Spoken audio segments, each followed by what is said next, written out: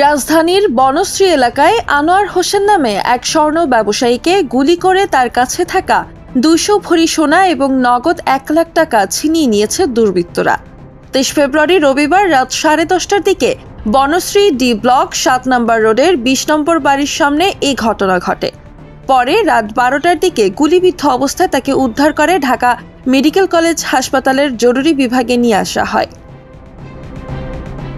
এদিকে ঘটনার একটি ভিডিও সামাজিক যোগাযোগ মাধ্যম ফেসবুকে ছড়িয়ে পড়েছে। এতে দেখা যায় ৩টি মোটরসাইকেলে করে একদল দুর্বৃত্ত রাস্তায় আক্রমণ করে ব্যবসায়ীকে গুলি করে সোনা নিয়ে পালিয়ে যায়। একাধিক সূত্রে জানা যায়, ব্যবসায়ী আনোয়ার হোসেনকে লক্ষ্য করে কয়েক রাউন্ড গুলি ছোড়া হয়েছে। এ সময় তার পায়ে এবং পিঠে ধারালো অস্ত্র দিয়ে বেশ কয়েকটি আঘাত করা হয়েছে। ধামেকে আহত অবস্থায় আনোয়ার হোসেন বলেন, অলংকার নামে আমার জুয়েলারি দোকান আছে। রাতে দোকান বন্ধ করে ২০০ ভরি স্বর্ণ ও ১ লাখ টাকা নিয়ে বাসার গেটে আসি। এ সময় ৩টি মোটরসাইকেলে প্রায় ৭ জন আমার কাছে থাকা ব্যাগ ছিনিয়ে নেওয়ার চেষ্টা করে। বাধা দিতে গেলে আমাকে লক্ষ্য করে গুলি করে। পরে আমার সঙ্গে থাকা স্বর্ণ ও টাকা নিয়ে পালিয়ে যায়।